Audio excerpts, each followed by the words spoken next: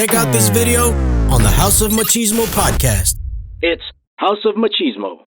So we're going to have, I don't know how to introduce him. So we have a guy here, a special guest.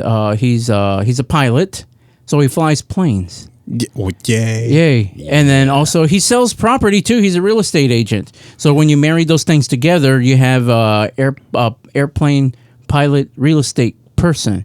And so that's what? I worked hard on that title, people. I worked really hard on that.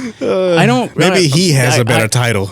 All right. Well, let's go ahead and introduce John Naugle onto the show as a special guest, and we're going to talk to him about the things that he does, and also about being a pilot and selling real estate and all that, and how it all comes together. Okay. Right. So, do you have what's the correct title? The correct title is going to be the flying real estate agent. Okay, that sounds a little bit more catchy, but you know what? I think mine will stick a little bit more into people's minds. I like it. Okay, all right. So There's I'm just just saying, fucking a whole paragraph long. yeah. There's nothing wrong with the guy who's a pilot who also sells real estate. You know, there's nothing wrong with that. It's a working title and all that. So, hey, so welcome. Thank you. Thank you for being on the show. This is the second time you've been on here. Yes. We're not trying to fill time. We just enjoy you. We just enjoy having you on here. Glad to be back. Oh, thank you. Thank you. All right. So you fly planes, and so, but specifically Cessnas, right? Correct. I mean, light aircraft, so a single engine. I've flown other aircraft than just Cessnas. I've flown Pipers and things like that, but not flying, the big turbine engines. No, okay. Well, of course not. Not yet. Not yet. There we go. But, but eventually, I guess I don't know. But, okay, so how did you get started? Did you just wake up one morning and think, hey, I want to start flying airplanes? No, so I actually did not grow up around aviation at all. I was working in a property management company, and I met a guy named Mike Roberts, and he said, hey, I'm a mechanic. I work on airplanes, and in fact, I own one. Do you want to go up flying? And I was like, you got a huge airplane? What? He's like, no, man, I got a little Cessna. Let's go up. So I was 27 years old at the time, and I met with him in Plano at this little airport that's like right in the middle of everything, and we went up in a Cessna, and immediately I was hooked. I mean, it was, I'd say, love at first flight. That's much more clever than what I would have thought. Okay. I've been working on that one. Yeah. But, I mean, immediately I was just like, wow, this is way different than flying commercial. And, I've always been someone that liked adrenaline and doing, wild things. And this was like everything I had been looking for my entire life. And even at first, when I first went up, I was like, okay, this is really a lot. And I probably, I don't even think I could become a pilot. But I kept going up with him. And slowly but surely, I realized it's not as complicated as many people think. And I slowly but surely earned my pilot certificate. That's pretty cool. Okay, so a Cessna, I guess, would be like the Honda Fit of airplanes. Just a small kind of. It's a small plane. The 172, the one I fly, is actually the most highly manufactured aircraft of all time. And the reason is because it's the most commonly used for training. So it's a great airplane to learn in. It's very forgiving. Like the Honda, it's there's a lot of them made, so parts are accessible. So it's a little bit more of an affordable aircraft. But yes, the Cessna is definitely. How many people can fit in it?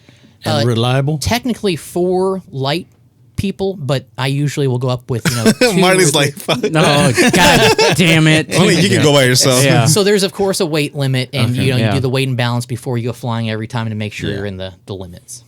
So House of Machismo may have to like split in twos or something. Maybe take 2 planes. Yeah, exactly.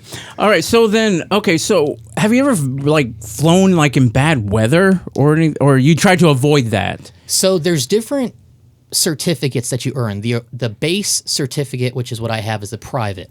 The next level of rating is what's called an instrument rating, a certificate. So that gives you the ability to fly on days where there's not such good weather. So me being a private pilot, I stay away from the bad weather. I'm not rated to fly through clouds. I have to stay a certain distance away from them.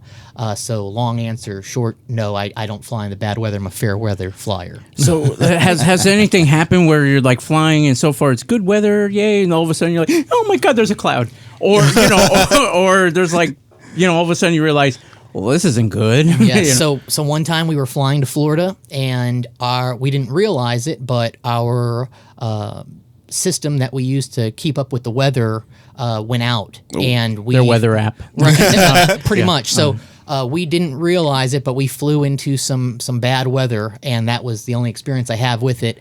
And I'll tell you, flying in an airplane and you can't see anything because when you're in the clouds, it's like you've got a sheet over the windows, and you're just, it's intense. So it takes extra training. It takes a lot of focus and skill, but it's certainly something that people can do and people do every day. So it's That's scary. possible. Do you believe that I'd never been on a plane before? You've never? I never been on a Why plane did before. I not know that? I don't know. Obviously, we're not as close as I thought we were. Well, we're going to change that, Marty. Right now, it's outside. Let's go to the airport. Okay, so another question, obviously, because we're going to ask you a lot of questions.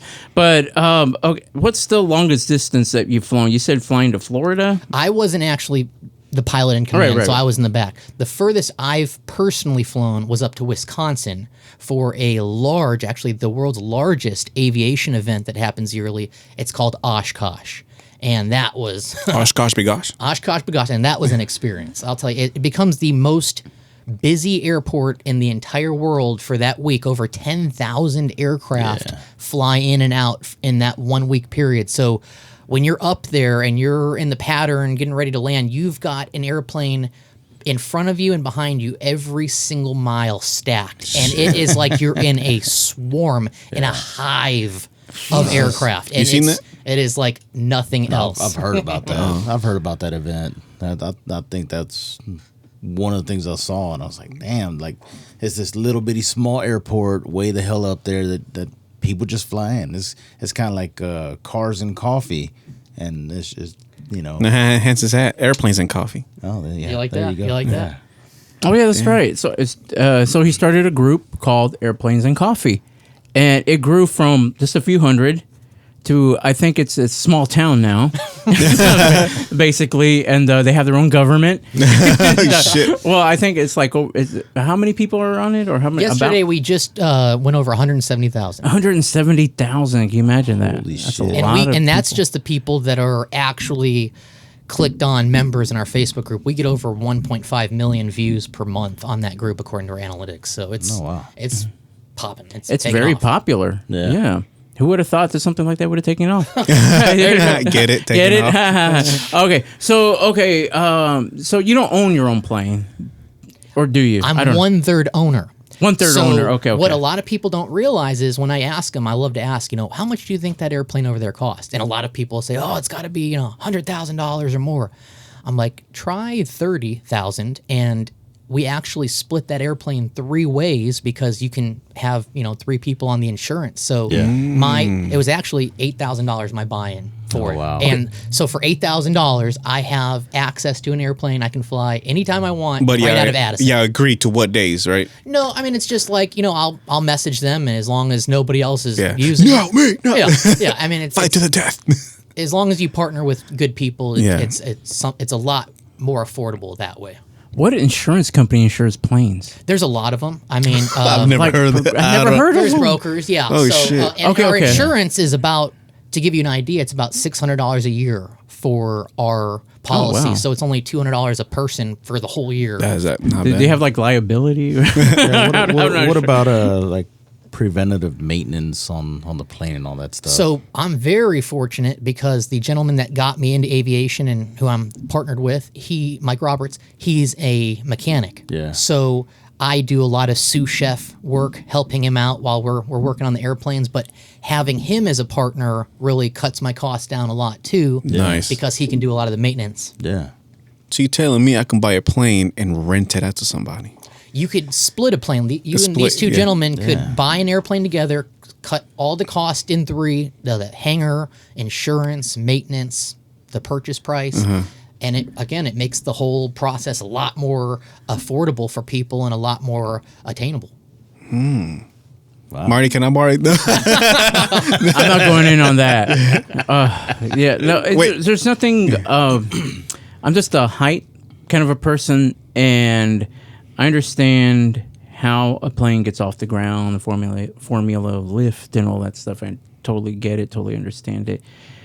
But fuck, man, it's really high. It's really high up there. He don't go that high. Yeah. Well, what's funny is a lot of pilots are afraid of heights. One of my best buds, Russ Keith, he can't get on a roof. He'll have a panic attack if he's on a roof, but he'll get up in an airplane all day. So I would suggest if that's your fear, I would still give it a shot because you might be surprised. It's also a fear of the thing not working anymore while we're up there and then having it come down.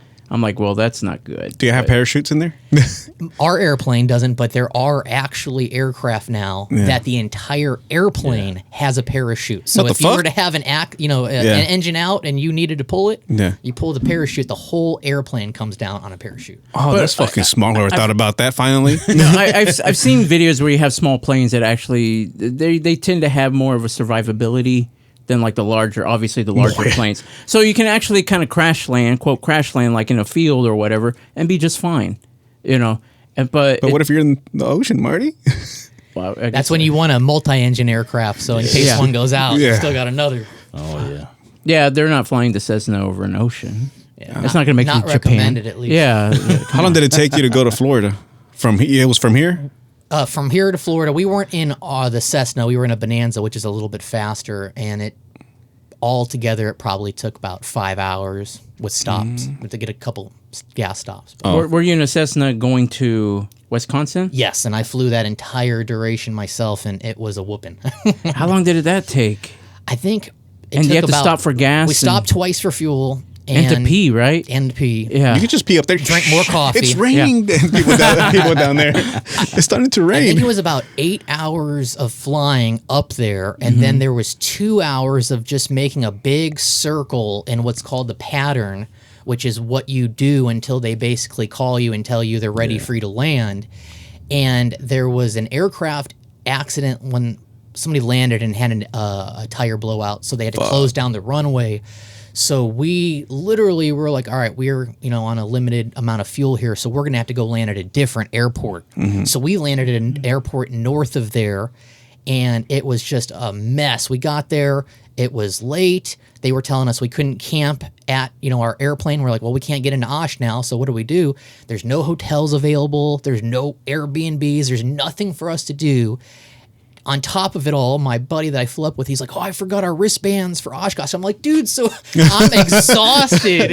And this could not get any worse, but we lucked out. One of our buddies came and picked us up, let us stay in the RV, and the next morning we went up to the airport, got the plane, flew in, got the wristband situated, and it worked out. But man, I mean... You're like, oh, shoot. Yeah, it was a little bit different language than that, but yeah.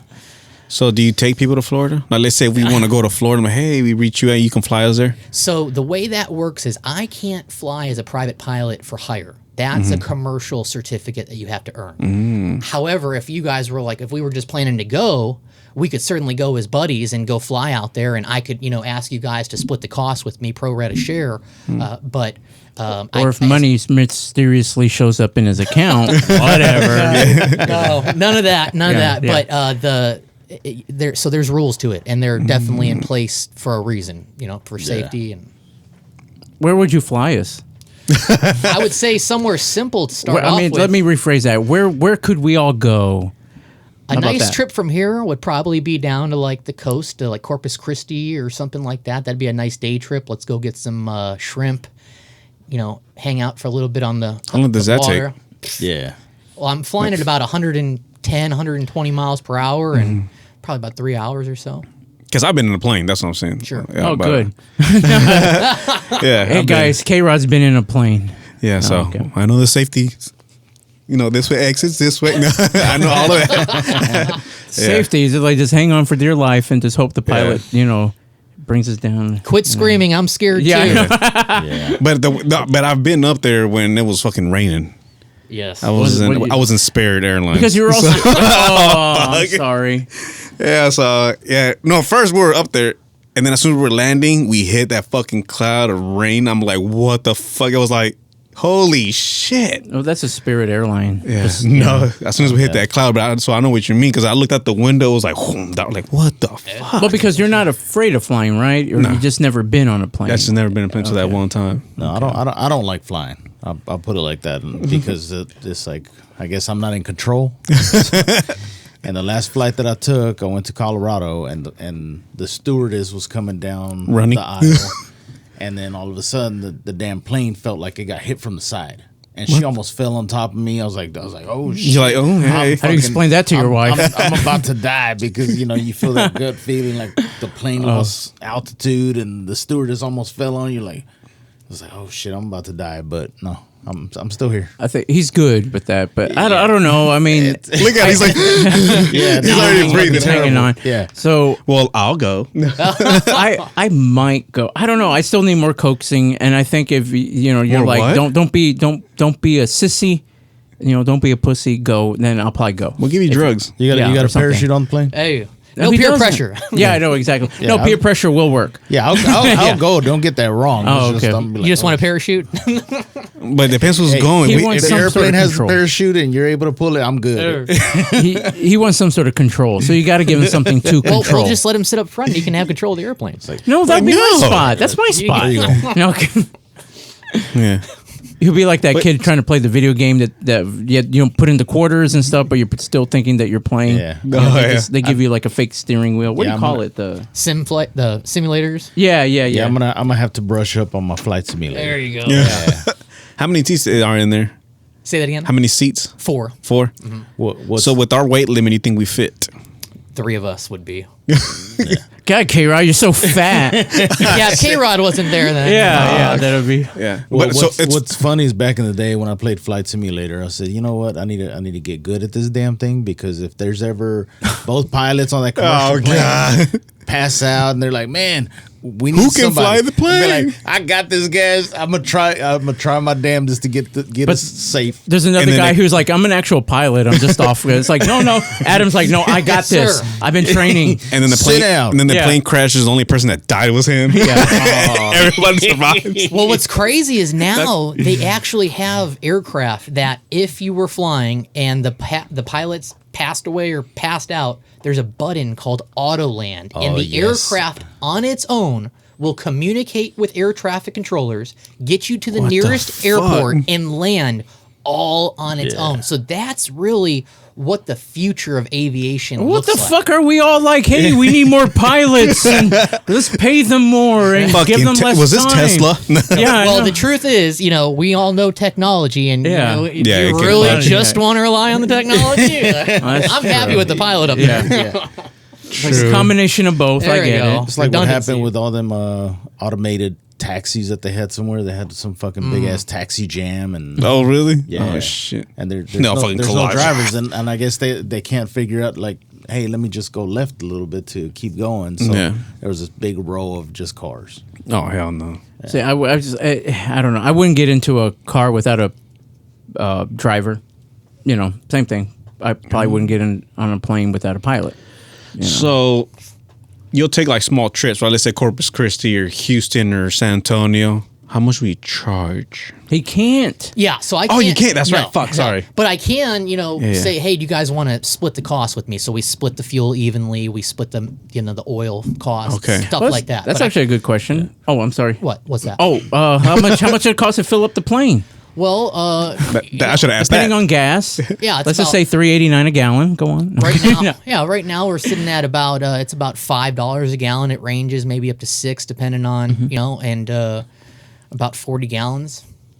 So K-Rod, how much is that? $200 About damn. Yeah. $200 give or bucks. take. That's not 200 bad. bucks, especially because you're burning about 8 or 9 gallons per hour. Mm-hmm. And again, if you split that cost with some people that are traveling with you, you can really make it affordable. Yeah. And you're having the time of your life. I mean, you're up there, flying around, going over Can we drink? water, We can. coffee, Oh, okay. Not the pilot. no alcohol in the Oh, cabin. okay. But I mean, This ain't the Uber. stuff you see up there, Yeah. I remember the first time I looked down and I was flying the airplane by myself, and I turned and I'm over a water tower, and I look at the top of the water tower and I go, oh my God, my whole life I've looked at the bottom of the water tower walking, and now I'm up here by myself like a bird looking down at the top of a water tower. It's just phenomenal, the stuff that you experience in this world. I bet. Not like when you're up there high and you see the fucking outlines of the fucking, the whole The sections of ground, Yeah, yeah. I'm like, what the fuck? The different that looks fields, pretty cool. yeah. So there are neighborhoods that have large roads where people can drive and fly and land. So they actually have runways. Yeah. They have. Well, that's the word that I was looking for. There you go. So you have a lot of those communities around. They were actually more popular back in like the 90s and the 80s, but there's still quite a few of them around, and some being developed now. But what they are is they're called air parks, and each house typically has its own hangar where pilots will park their airplanes, and then they can literally just go outside to their hangar, get in the airplane, taxi it over to the runway that's right in the middle of the community, take off, go wherever they want, and come back when they please. That's the rich people. Well, it depends because what is it, $30,000 for like a small plane or something like that? You'd be amazed. It's cheaper than a really expensive car. More than just your average new truck. You Yeah. can get your pilot certificate and a fraction of this ownership for way less than a truck. I mean, really, if you think about it. And if Walmart had one of those things, you wouldn't need a car. Walmart? Yeah. There's a Walmart out there. Yeah.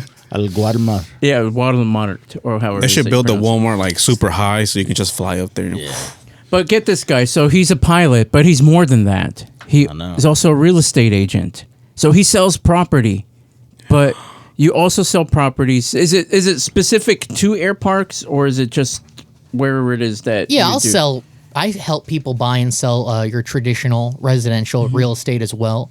Obviously, I really enjoy selling the air park properties because I get a opportunity to fly in and explore that community and meet with a bunch of pilots. But Think of the entrance you can make. It's like, hey, I'm here, your flying real estate agent. it And he definitely he jumps out and the plane's still going. He's walking. And then he gets back in. slow motion. Of Yeah. course. Some of them smoke trails and Some of the oil. with the How red- long red, have white, you and been blue. a real estate agent?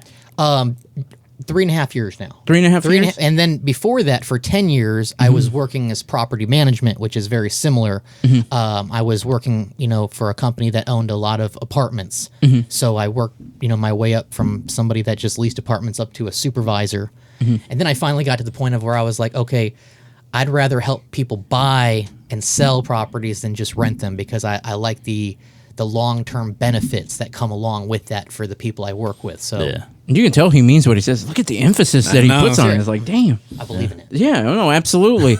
All right, so what kind of properties have like what's the most I ask questions like this. What's the most extravagant property that you've shown? It's like, ooh, look at this, A lot of them are very, very nice. There's a lot of communities around here with, $1 million+ homes. I'd say the neatest property that I've dealt with, period, though, is a very large property down near Junction, Texas, which is near San Antonio. And it was 635 acres with its own private paved runway. The property was originally built to be a ranch. So they wanted to have a runway they could fly in and out of and just put a lot of animals out there, exotic animals. Ooh. So that was a really amazing project. And when you're out there on a property that's 635 acres, you feel like you're in your own world or Yes. Yeah. I mean, it's like, dude, you can go outside and do anything. Go shoot, go fly your airplane, all on your own property. So, start your own cult or something. And you sold this one? unfortunately, we didn't. It's still out there. there. Oh, shit. It's in an area that it's just very the market's unique. not as hot right now. Not Yeah. to say that it won't sell, but and it's just there's not a lot of buyers out there looking for a 635 acre property. Yeah, it's a shit. Yeah, It's a limited tough. buyer pool. It's tough, and I know now, like the market now is just anything that's $500,000. Dude, it's a little bitty, like 2,000 square foot home, and that back in the day, you say, man, I'm in a $500,000 house. Shit, that was like 5,000 square foot home back, 4 years ago. Now it's just that's average in some areas. I mean, you're it's like, crazy. Yeah. So you sell houses all the way over there? I mean, as a flying real estate agent, I'll pick up certain properties that are further away than some traditional real estate agents would if they're an aviation property. Because since I'm a pilot and I work this niche, that allows me to connect with buyers and sellers from all across the country. So people will literally seek us out because we've got that connection if they're selling an aviation property. And then they'll fly with you? Well, they want somebody that knows the difference between a regular residential property and the value that comes along with an air park property. And they want somebody that knows pilots and somebody that knows airplanes and all of that goes with it. So nice. People are willing to hire us even if they're, outside of our immediate area. So then, have there been any kind of challenges or advantages, I guess, of being a real estate agent / pilot? Like what are some of the challenges? Some of the challenges, I guess, would be, right now there's not a ton of inventory. So that's probably the biggest challenge is that since there's limited inventory and you got a lot of pilots that want it, you gotta play that game versus, regular residential. There's a lot more houses that are not on an airport. Yeah. But there's a lot of benefits that come with it as well. I'm a big fan of being in a niche when it comes to real estate, whether you're somebody that plays golf and you really focus on these homes that are on golf communities, or you're somebody that, likes waterfront and you focus on waterfront properties. By having a niche, it kind of makes you like a big fish in a little pond versus a little fish in a big pond. And that's a huge advantage when it comes to real estate. People knowing you, liking you, trusting you, and knowing you've got that experience and that real lot of knowledge in that field, that specific niche. Well, what's been some of your what's been some of your successful stories in helping people find a house? Well, I absolutely love helping people both buy and sell. I just recently worked with a good friend of mine who had been looking for a air park home for quite some time. He's a pilot and a mechanic, real nice guy, and we had been looking together for something that was suitable for him, his price range, location, there's a lot of factors there.